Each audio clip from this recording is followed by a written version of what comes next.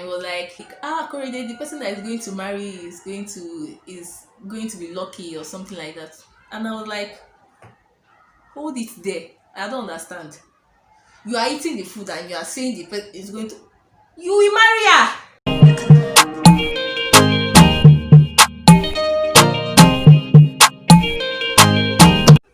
Hi guys, welcome back to my channel. My name is Uche. If this is your first time on this channel or you're a returning viewer, you're highly welcome. So guys, in this video I'm going to be reviewing the book My Sister the Serial Killer by Oyinkan Braithwaite. So it might seem as if I'm a bit late to do this review, but better late than never. So guys, this is not the first time I'm filming this video. This is the second time, and the devil tried to prevail but God conquered. I filmed the first video and it just wasn't good enough. Like, it wasn't so clear and I just could not post it here, and I had to film it the second time again. I was so frustrated, but I'd set my mind out to review this book and I just had to get it out here. So guys, this book tells the story of two sisters. So we have Korede, who is the older sister, and she works as a nurse in a hospital, of course, and she has this younger sister, Ayola, and this Ayola happens to be the serial killer in this book. And there's this contrast between them. Yes, they're from the same mother, they are sisters, but they are different in so many ways. Ayola is a fashion designer, and she's described to be very beautiful, and she's just this person you look at and you think, oh, this person cannot hurt a fly. And Korede is, the way she's described, she's not a fine girl. She tried, but she's not a fine girl.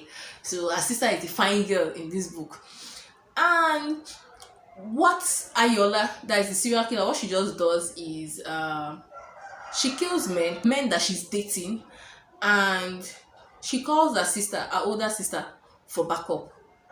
And Korede cannot refuse her because she feels this responsibility towards her younger sister, almost kind of like she's a second mom to this younger sister of hers, and she cannot stand her younger sister being hurt or being in harm's way. So she just goes with the cleaning equipment and she just cleans the crime scene off of any form of evidence, and they dispose of the body together.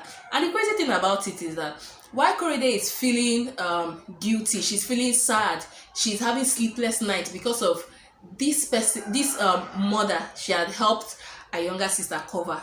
Her younger sister is there living her best life, no remorse, she's not sober in any way. And when her older sister, that is Korede, asks her, she's like, it's self-defense, that this man tried to hurt her. And there is a repetition of things. Okay, the first man hurt you, yeah, no problem. The second man, the third man, and there's just this count. This count it keeps going up, and Korede is trying to, if it's possible, Korede would cage her sister. Like, do not date any man again so that you do not end up killing them. And so she's just scared if when a younger sister has a new boyfriend or introduces a new boyfriend to them, like, how long will this one last before a younger sister will kill the new boyfriend. Korede has this love interest where she works, that's in the hospital she works in, and he's Dr. Tade. So she just does everything she can, subtly, I must add, to get this doctor's attention, but he's not feeling her, and maybe he doesn't know that, oh, this babe likes him, or maybe he knows and he just doesn't want to entertain that thought, so he doesn't blow to something else. And Korede will go out of her way, arrange his office, place files neatly on his table, bring him food. There was one time she brought food for him, eforiro and rice, and this guy was eating this food and he was like, Korede, the person that is going to marry is going to be lucky or something like that. And I was like, hold it there. I don't understand. You are eating the food and you are saying the person is going to, you will marry her. You will marry that food that you've eaten. You must marry her. I don't understand. You eat food for free, you don't have to marry wife. Eat the food, marry the wife. So Korede cannot take this guilt. She's feeling this guilt. The guilt is weighing her down, like she's having nightmares. So there's this patient in this hospital she works in, I think room 313. That's where the patient is in, but the patient is in coma. So what she just does is that she just goes to this patient's room every once in a while, and anytime her heart is feeling heavy, she just pours out everything to this patient. So she feels this patient cannot hear her, and her secret is safe with this patient, because there's every likelihood, there's every possibility that this patient is going to die, so he's going to die with her secret. So this is the only patient that just knows anything, apart from her and her sister, that knows anything about these mothers. And in a crazy turn of events, the patient wakes up. So the patient does not die, and Korede is scared, like, does this man know anything about what is happening and what is not happening? So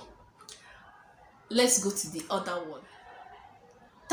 Dr. Tade is not dating anybody, and the way the book was progressing, like, he was not going to date anybody anytime soon. But then he sees Ayola, he sees Korede's sister, and all of a sudden he's head over heels in love with Ayola. Like, he's chasing her, buying her gifts, taking her out, and just doing everything. So last both of them, they start dating. But now Korede is, apart from the fact that this is someone that she liked, this is someone that she would have loved to date, to be with, he's with her sister, and it's not even as if the sister is someone that is even normal.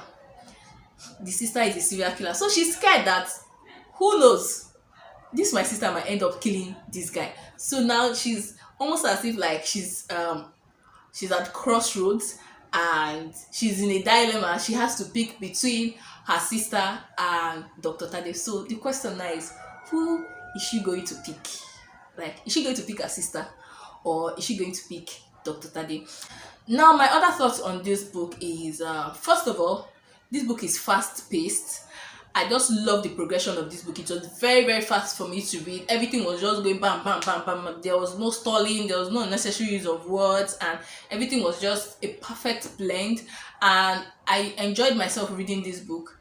It took me hours to read this book, which I thought was something surprising, because on a normal day, I like to take my time when I'm reading books, because there's every possibility that I won't read the book again. So I just like that one is one. If I'm reading this book, I'm giving it my full attention, and I'm just grasping everything I can while reading the book. But I read this book quickly, like, everything is just to show that everything was just going well. And I love the fact that this book is quite the contemporary book. So it just brings out the reality that we are in currently, and it taps into the jokes that we make on a normal day here in Nigeria. Because here in Nigeria, we have this channel here, NTA, and NTA is a federal government owned television station. And there's this joke we just make here in Nigeria that, oh, NTA has refused to upgrade. So other channels that we have here in Nigeria, where their picture quality, everything is fine, it's crisp, and they're using state-of-the-art equipment. But NTA, when you tune into NTA, the station will just tire you. Like, you just be tired to watch it, because the quality is as if they are stuck in the 80s, like they are stuck in the 90s.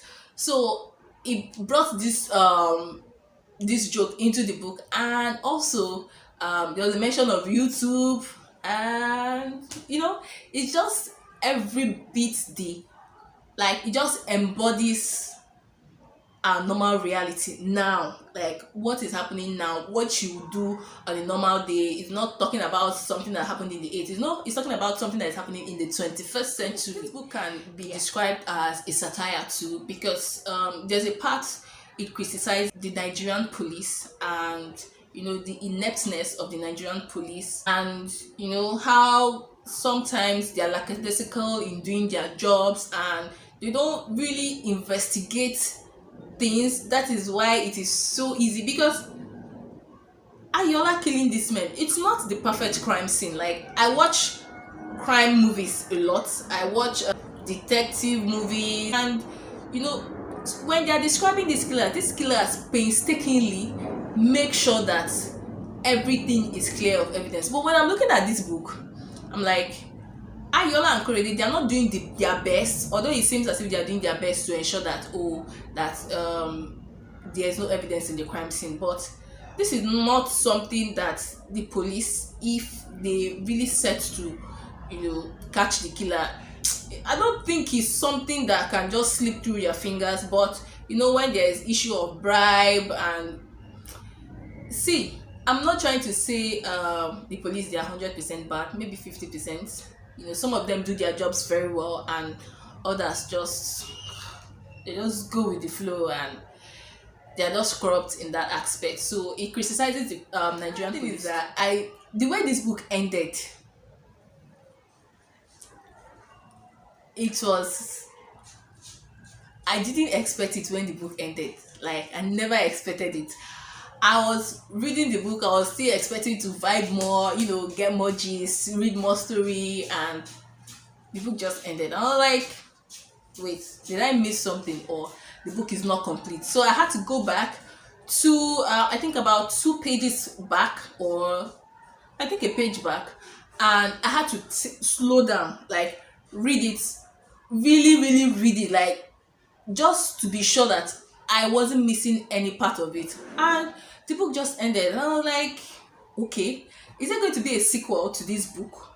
Is there going to, are we expecting, should we expect a part 2? So I've been on this writer's Instagram page, waiting for announcement. Maybe she might give an announcement one time that, part 2 is ready. And so it's not happening now. I've not heard anything. I've not seen or heard anything like that, and I'm just wondering, like, yes, I'm in support, I'm 50% in support of a sequel, but I'm just thinking, if it's not going to be as superb as this first book is, then I'd rather they just let sleeping dogs. Not to say that the book is maybe ended in a cliffhanger per se, maybe ended in semi cliffhanger or half of a cliffhanger, because I'm curious normally to know, is this how it ended?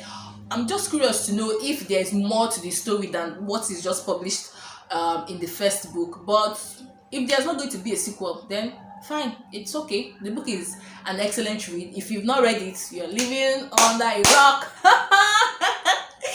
Like, who hasn't read My Sister the Serial Killer?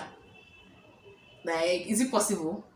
Like, I'm feeling like I read the book this year, and I'm feeling like I'm the last person on earth who hasn't read this book, and I didn't want to shout too much about reading the book, but it's possible that there are some people who have not read this book. So guys, if you've not read this book, just go and read it. It's not much. So for people who do not like long story when it comes to novels, this book is for you. And in fact, this book is for everybody. I'll suggest you to everybody to read it. You just do not want to miss out on reading this book. Last, when I recommend a book to you, guys, just take me serious on this channel. When I recommend a book to you, when I say you should read this book, or when I tell you to read a book on this channel, guys, just go ahead and read it. I don't used to recommend nonsense. I recommend correct book. Please, just give me that credit. So guys, if you've read this book, and if you've not read this book, or you plan on reading this book, guys, leave your thoughts in the comment section down below. I would love to hear from you. Are you like me, expecting a sequel? Are you expecting a sequel too? Or you feel the way the book ended, it's nice, it's just okay like this? Because there's this vicious circle that is continuing, and I'm thinking, okay, there could be a spin-off of this. But if you feel like the book is just fine the way it is, fine. Let me know what you think in the comment section down below. Again, so guys, do not forget to like this video, give this video a huge thumbs up. Guys, come true, please. Share this video, and most importantly, subscribe. Oh. Thank you so much for watching, and I'll see you in my next video. Bye guys.